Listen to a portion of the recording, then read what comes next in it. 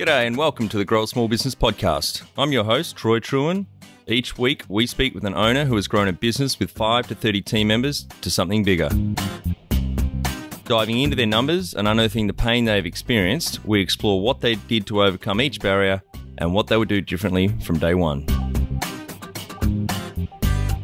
Let's get into it.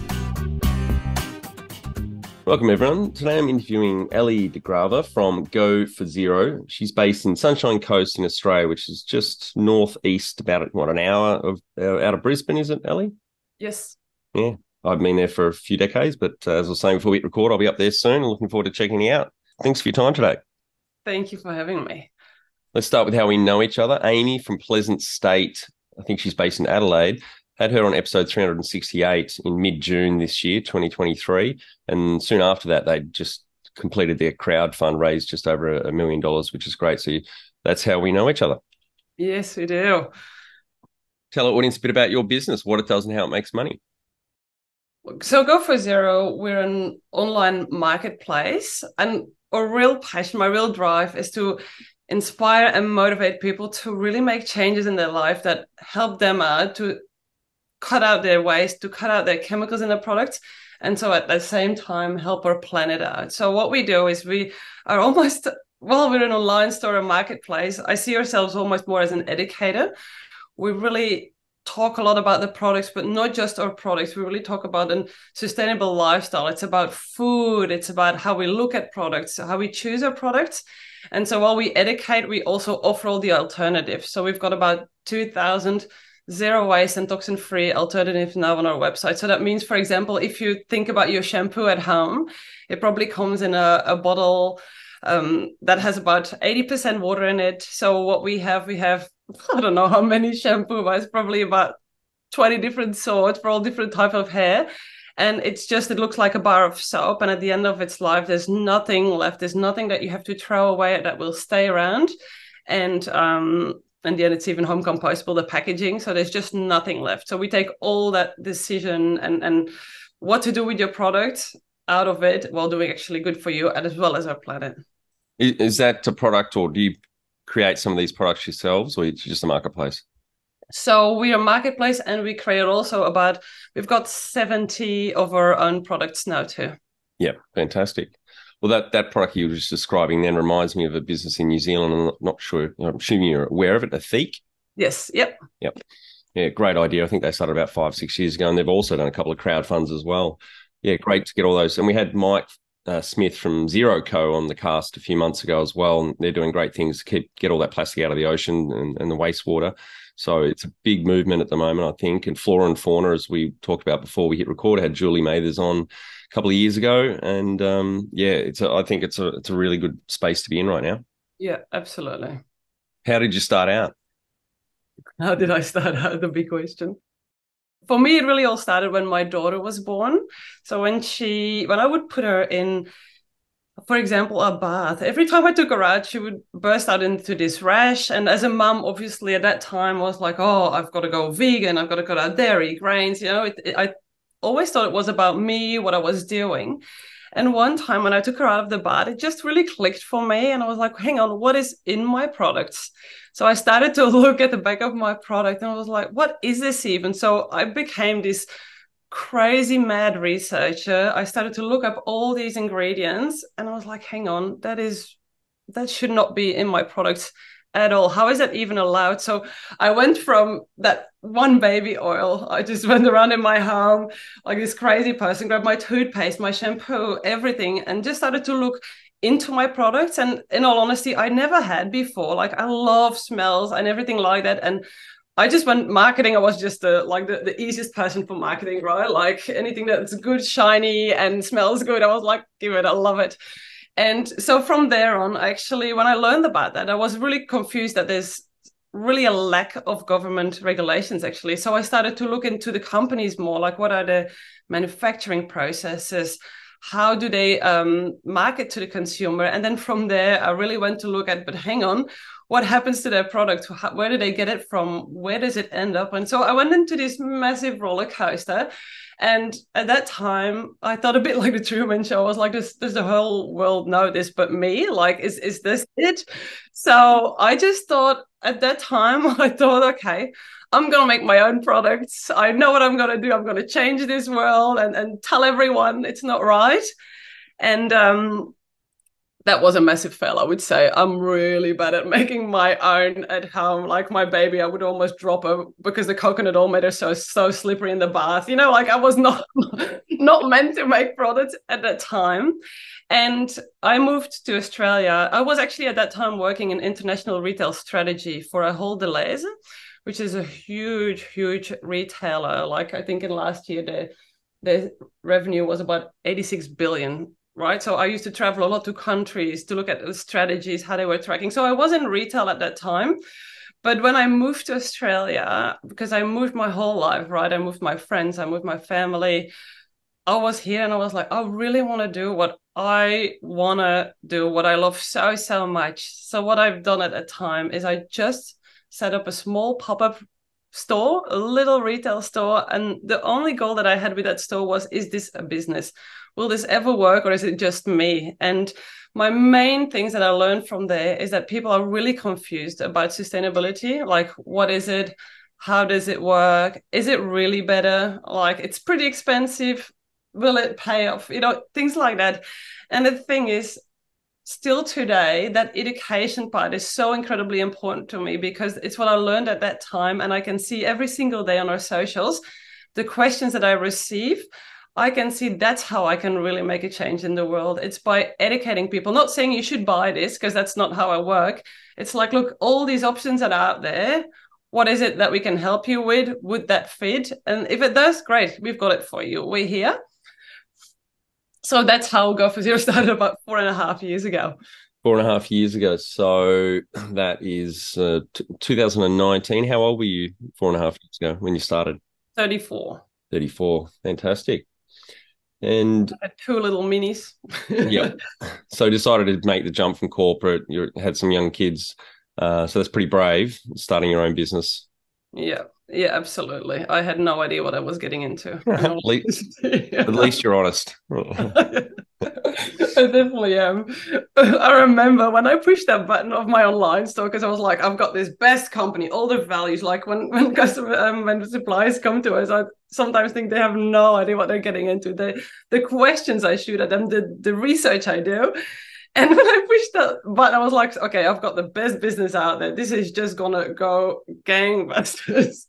I remember pushing that button, celebrating, and just nothing happened for days and days. And I was like, what? Hang on. What is it? So it was definitely a very good learning curve. Do you have some key numbers you can share to illustrate the growth of the business over the last 4.5 years? Yes, absolutely. So in the first year, so first and second, we grew about 120%. And then year on year, we grew about 50%. That's fantastic. Yeah. And what about number of full-time equivalent team members did you start with and where are you at now? It was just me. I didn't set this up with a huge team at all. I wanted to see if that's something that works and put all my savings in. And now we have 6 full-times. Oh, fantastic. Yeah. When was the moment you felt like you had succeeded?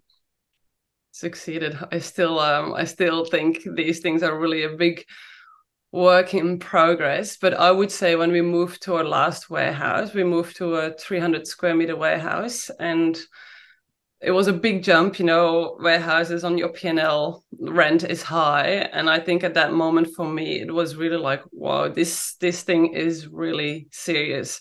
And that is one, and then one of the other ones I was also like, when one of my staff, you know, started their first home, paid their first home loan, I was like, wow, that is so cool. I don't just have an impact on our customers. Like I have all these amazing, passionate humans in my team that I actually can help build their life. And I did feel a bit of responsibility for that. So I would say the warehouse, and then seeing how my team is structuring their life around their job that they have with this huge passion that I have. For me, that was really, this is not just, you know, a startup. This is a business with a lot of responsibilities. So for me this year, I became the number one person in e-commerce, which was absolutely mind-blowing because number two was Booktopia and number three was The Iconic. So first of all, obviously, I would have never expected to beat these huge, giant retailers. And for me, that just really showed that values in businesses are more and more important every single day, and people care. And you really just have to jump on it, because if you're not being sustainable or if you don't have really strong values, like you'll lose relevance in the world. That's phenomenal, Ellie. Congratulations to you and the team. That is an amazing award. I think Julie Mathers from Flora & Fauna won that a couple of years ago. And for the audience, international audience, for context, The Iconic is a big marketplace here in Australia for clothes and shoes, etc. But they're in the top 10 for Australia Post express post parcels in nationwide. You know, they're a massive, massive business. So that's great. Well done. Thank you. What does success look like to you? I would say, to me, success in business is when you can really make an impact. And in all honesty, let's say I fail tomorrow. Let's say my business goes down tomorrow. I am still proud of what we've done till today, because I know how much impact we have made on customers, how much waste we have saved out of landfills. And to me, that is really success when I hear the stories of customers or people that have really sensitive skin who are really with us for the toxin-free pad. The impact that I've been able to make, for me, that is the success of the business. Number one thing you'd recommend to marketing a fast-growing business? Be personal. Don't try to be like anyone else. My main thing with Go for Zero, when I really saw a change in my business, was when I was me and I did what I wanted to do and didn't try to copy bigger businesses or colors. And I wanted to be very personal and show who we are behind the scenes and all our values. And for me, the marketing is about that. The world has just become so much more meaningful. And marketing, to me, it's not about selling things. It's really about adding value to people's lives. And you're a B Corp, and for the audience, that's a social and environmental accreditation. It's out of 200 points. You need a minimum 80 points to get accredited. It started in the USA, but it's becoming quite popular here in New Zealand and Australia. Like Flora & Fauna, they're a B Corp, and we've had quite a few guests on. So was that an arduous process that you went through? How long ago did you get accredited? Yeah, before I started Go for Zero, I had reached out to them because I knew I wanted to be a B Corp. I knew values was what my business was built on. And I got credited about last year. And the only reason that we did it so late is because we grew so fast. I needed people to help me. I didn't know, as you start, you do your marketing, you do the packing, you do everything. And we grew, and it just became one of these things that I knew I wanted to do, but never did. And for me last year, I just put my foot down and I got up every single day at 3:00 to just work from 3 to 5:30 on the B Corp. That was all I did every single morning, because I knew we would be B Corp. So I just had to put the work in, and it is a very intensive process to do, but so worth it. So if anyone on here doubts to do it, it's great, because it really makes you look at your company in a very in-depth way at every single process that you have. And it adds value to your business. It's not just great for being a B Corp, it really adds value to your business, to your processes and all these things as well. It gives you a path to where you can go. Yeah, I'm a big fan of it. How did you fund the business? I started with my own little amount of money, which was it's not little, it's about 100,000. It was all my savings. Clearly, I worked in corporate before, so that was really my pot that I saved up. And from there on, I tried to get a business loan, which I couldn't. There's nothing that I was new in this country too, there's no one that could help me with it, had no connections. So I went with Wayflyer, which has been amazing for us. They're great. I haven't used them yet, but I've heard them on a podcast. And for the audience, revenue lending is getting quite popular. So Stripe, PayPal, Shopify. If you're an online e-commerce business, and even restaurants, I think, can access it. One of the businesses I'm involved with has. So they can see what your revenues history has been, and then offer you a loan, and you repay that loan. Say you can choose 10-20% of future sales to repay the loan. And the interest rates aren't actually too bad. It's anywhere between 10 to 15% generally, depending on the velocity of your future sales. So, but Wayfly is not a platform like Shopify or a payment gateway like PayPal. It's just a revenue lender, isn't it? Yes, and the two things that I love with them is, one, if you have a bad day, they still only take like 17% of your sales. If you have a great day, it's still 17%. So, you don't have this huge chunk every day. So it gives a bit of breathing room. And the second thing is they also really look at your marketing. So there's also a plugin that goes through your marketing. And I think it's really valuable. It was not just money. It's a real relationship that they also really try to help you, because in the end, if you're doing well, they're doing well, because you'll learn again more from them. So it makes sense. And I think for me, that's the only way I was able to fund my business. Yeah, that's great. And yeah, so I think I had heard that the Wayflyer also has some education material around how to get better at marketing, because they're only going to benefit, like you said, you're going to lend again, but also the sooner you pay that loan back, the effective interest rate they're getting is higher anyway. Yes, absolutely. Really smart. Yeah. So knowing you haven't had investors along the way? I haven't, and not because I haven't been approached, only because whenever I spoke to investors, I really felt we donate so much money. So with every order, we donate money. And I know if I would cut that my business would be better, or I could grow it faster. But it's so incredibly important to me and my customers. And I just haven't found that person that really cares enough about the impact because of their strong values. So no, we haven't, but by choice so far. If you were to start up today with plenty of funding, would you go into your industry? Yes. Oh, I think sustainability is such an opportunity. I would also say sustainability really drives innovation. If you look at the products that we put out there, it's just amazing. Like there's so much we can do to help the planet, but it really drives that finding new things, which is so incredibly exciting. So, for example, have you heard of these banana peel chips that are out there? Like that's waste that people turned into a food source. Like I find all these things like the shampoo bar. There's so much opportunity in this space. I would absolutely go into sustainability, not just for the opportunity, but also for just the impact that you can make. We all want to have something in the world that we do good or that really is close to our hearts. And I would advise everyone to go into sustainability. Just don't do a marketplace, okay? That's me. Don't become a competitor. don't come after me, okay? Can you outline the most stressful point in your small business growth journey so our audience can learn from it? Yeah, I would say money. Finding money, keeping money. We have our own brand too, which obviously is because of a margin. You can have way higher margin on your own products. And to fund that every single time, to fund an order, to predict their sales, I think about money every single day. So I would absolutely say that's the main thing that keeps me busy. What area in business do you feel you've had to work on the most to add the greatest value? My team, I would say.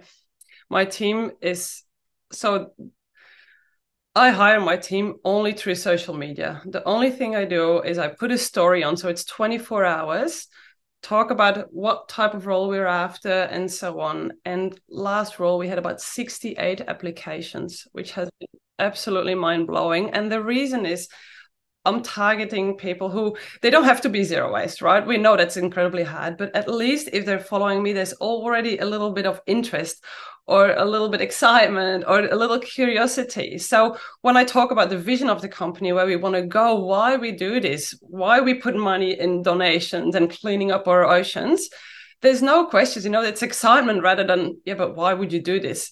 So for me, having the right team, which I absolutely have, they're all very passionate, and that makes it so incredibly easy to have our noses in the same direction. And it doesn't mean, again, they're not all at the same level with waste that I am, and that's great because it's really good to have fresh eyes too.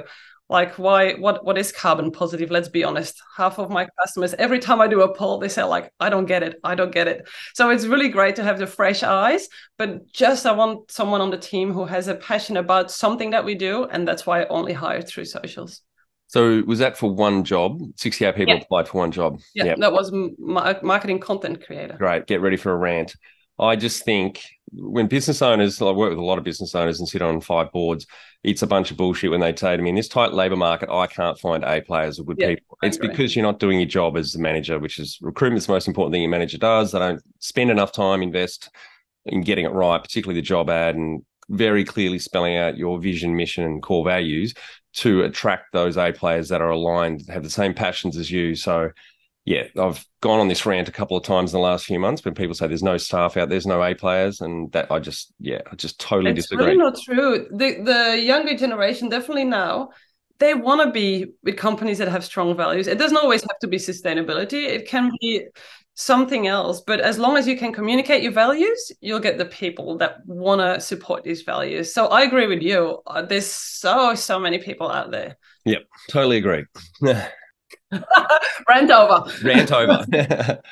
What have you enjoyed the least about managing fast growth? I love it. Yep. Oh, it is hard because, for example, something that I don't love, and that's more because, it depends on who you are as a person, but I'm not super detailed. So I love the vision and I love ideas and innovation, but I find processes, I find that really, the nitty gritty, I find really hard. So I do not love that part, but I have someone in my team who's great at it. So while I don't love it, it's something that I can outsource to her. And I just really know what I'm good at, and I know what I'm really, really bad at. And that's how I hire my team. One of the first questions that I say also is like, are you detailed? Like, depending on the role, obviously, but I'm not detailed. So if I need to look through documents, please, I need you to do it. Yeah. So I would say for me, procedures and processes, I just don't love it, but that's also why I then outsource it to my team. That's good. What do you love most about growing a small business? I love most the fun and the energy that it brings, and just the excitement that it brings at the warehouse and the team.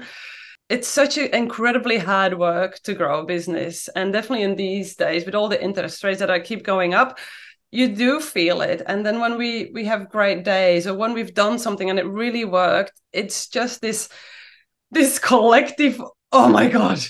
That excitement that comes with doing something good, doing something big that you've planned and that just works. You have such a high lows and you have such a high highs. And I think the high highs are higher than the low lows for us. And I would say that I think the roller coaster is definitely real, but the highs are just so worth it. What has been the biggest mindset shift for you in your small business growth journey? If you're not confused about what's happening, you're probably not learning. Because there's nothing that's going to be the same. It's almost like parenting, right? Like, I remember my daughter, she horrible sleeper, slept through the night one night. I was like, I know what it is. I need to give her a bottle exactly 10 minutes before it. And then she sleeps through the night. And I know that's it. And then the next day, it doesn't work at all. I think like I felt that I figured it out. I feel business is the same. Like, it's just changing all the time. And I think that is an exhausting part. But it's also, if once you accept it's like that. If you're not sure what's happening in the world or what is the new product, then you're probably not learning because you're not finding something new.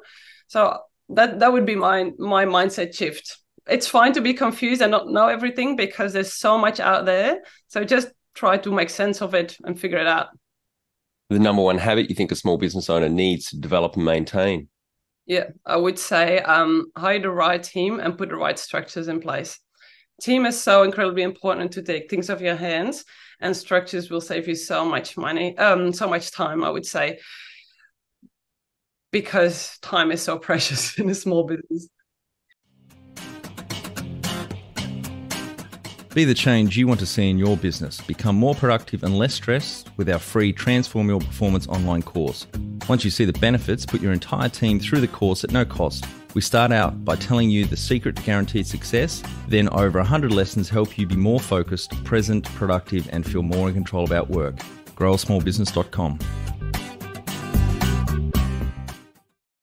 Well, that's the next question. Can you talk to how you've added people to the team, some wins, mistakes, and advice for those listening? You already mentioned that you only really put the ad out there, the word out there through socials. Any other advice for the audience? I would really say that's my main thing, because if you have the values of your team right, then that's the basis of everything. Again, you need your processes and the clear job description and things like that. But I think we all know that it's getting the right people on board. and it's possible. What are some of the things you recommend to building a sustainable and kick-ass culture to help with the growth? Live your values. I live my values every day. We walk on the beach, we collect waste, we come into the warehouse, we reuse jazz. If your team can see that what you do is really what you say, it makes sense. Everything makes sense, and you can help them to make changes too when you really live and breathe what you do. Tell our audience how you've handled balance. What balance? I would say I had to put in place very clear structure for myself. I get now up every single day at 4 a.m. And that's my time between 4 and 6, depending. My daughter woke up at 5:30 this morning, but normally between 4 and 6, that is my time that I'm just sitting behind my computer. It's not going out and do yoga. It's really just push workout because it's my focus zone. And I can do so much in these 2 hours, sometimes more, I feel, than in a day. And at that moment, when my daughters wake up, I can be a mum because there's nothing in my head that's really waiting for, or I don't know if an email had arrived, because I've done all that. I've helped my team to structure their days. I've replied to everything. So for me, the hardest thing, I really wanted to be a mum too. I have kids. I want to be there for them. And for me, the balance is extremely hard, but waking up before they wake up, I don't work after them anymore when they come home. And another thing that I also do, I do not have my work email on my phone. I do not have it. I think I would be on it all the time. And I was like, that's a no-go for me, to really make sure that when I'm not in the business, that I'm not checking it every single minute. But I'm a lot on social media, which is my pitfall, which I know, and it is what it is. Well, I do the same. I've got my daughter week on and week off. So the weeks I have her, I go to bed 8:30 when she goes to bed, and I'm up at 4 to get a couple of hours in before she's up, just to make it all fit. And you're right, getting into that deep work zone early in the morning, no interruptions. It's just great. Yep. How much professional development have you invested in yourself? I'm a psychologist, so in all honesty, I look at myself with everything that I do. I'm very critical of what I do, how I handle my team, how I talk to customers. So really, if you look at courses, I haven't done any courses since I started my business, but I had 5 years of personal development, personality tests, which were sometimes really shocking. And I've learned so well, again, what I'm good at and what I'm not good at. And for me, right now, that's working. Have you had mentors or coaches along the way? Yes. So here on the Sunshine Coast, you have a free mentor group, I would say. So it's people who are actually retired, who still want to help businesses. And I've done that since day one. I had them on because it's free. I was like, I want to do this. I had someone who had a background in retail. I had someone who had a background in accounting. And for me, that was a 1 monthly meeting. And the thing I love about it is obviously you can learn from someone else's learning. So it all makes sense to have mentors. But I also love the accountability, making really sure that I had certain things done, because as we all know in business, there's a million things you can do. You just have to be prioritizing and do that ruthlessly. And for me, these mentor meetings just made sure that I stayed on top of everything that I said that I was going to do, because I was accountable to me and them at the start only. Do you have a board of directors or advisors? No, but it's something we're looking into this year. Great. All right, Ellie, we're on to our final 5 questions. What do you think is the hardest thing in growing a small business? The hardest thing, I would say, is managing your time. Managing your time to really make sure that you have enough time for your own projects, for your team, for being a mum, to be a wife, to have a little bit of downtime. That whole scale, I think, is absolutely the hardest part for me. Favorite business book which has helped you the most? The 7 Habits of Highly Effective People. Stephen Covey. Absolutely love it. It's a great book. Covey. Great. I love the see, do, get mindset. So what you see is what you do is what you get. I think it applies to just absolutely everything we do in life. And I think that should be taught in schools, in all honesty. Yeah, it's a great book. My favorite part of that book, geez, it'll be 20 years since I've read it, where he has the paradigm shift on the train. Do you remember that part? No. I'm pretty sure it's in 7 Habits. He's sitting there, and his father gets on with 3 kids, and the kids are rowdy. I think it's in New York somewhere, and the father sitting next to him doesn't do anything about his rowdy kids, and Cubby's sitting there getting shittier and shittier, and thought, I've got to say something. Why is this guy not controlling his kids? This is rude and blah, blah, blah. It's just in his head, building it all up. And then finally turns to the guy and says politely, sorry, sir, do you mind, looking after your kids, getting them in control? And the guy's kind of out of it, and he just turns to him, to Stephen, and says, oh, so sorry, we've just come from the hospital. Their mother's died, and I don't know what to say to them. That's a paradigm shift. So, not really knowing what path someone's walked and building all that up in your head. I thought it was a really, really poignant. And I think that's really great towards customers too, like sometimes when you have someone who says something or is not happy, you just don't know what happened that day, or, it's not a rude person, it's a rude behavior at that time. That's it. Yep, totally agree. Any great podcasts or online learning tools you use for your own professional development? No, I haven't. I'm hardly ever in the car, and I know everyone listens to podcasts, and I'll listen to yours, but for me, I hardly have any time in the car. I drive my kids, and my warehouse is there, and I get my kids, so there's just no podcast for me. One tool you'd recommend to help grow a small business? Trello. I absolutely love Trello. I thrive on Trello. It puts a structure into place. It shows exactly how your projects are tracked and who's responsible for what at what time. You can pull data at any moment. Trello absolutely transformed their business. Finally, my favorite question. What would you tell yourself on day one of starting out 4.5 years ago? I would say it's okay to grow at your own speed. I think at the start, I've put too much pressure on looking at competition and thinking that I know they have bigger budgets and huge teams.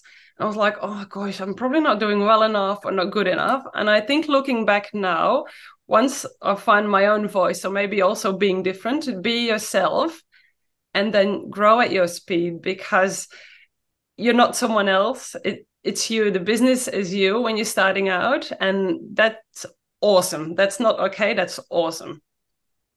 Fantastic. Thanks so much for your time today, Ellie. I really enjoyed our chat, and congratulations to you and the team on the growth of the business over the last 4.5 years, gone from just yourself in the business to now 6 full-time equivalents, and helping people on the planet with the products, the marketplace that you provide. So thank you very much. Thank you so much for having me. We're getting some great iTunes reviews. For those listening, please pop over to your podcast app and leave us a review.